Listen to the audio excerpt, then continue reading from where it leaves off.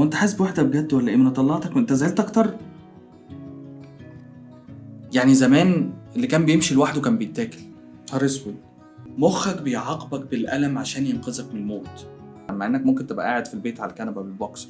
انه وحدة تساوي خطر. رحبوا معايا بأنيس، بتاخد شاور وبتعمل خناقات وهمية مع ناس مش موجودة. ما تفك يا عم أنيس، كون في المكان بس مش من المكان. ايه الفحوصة دي كمان؟ لو بايظة يبقى مفيش أي علاقة تانية هتنفع.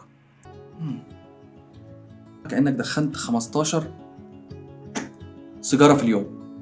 بتلوم الناس ليه إن هم مش عايزين يقعدوا معاك. شخصيتك طاردة للسكان كلهم.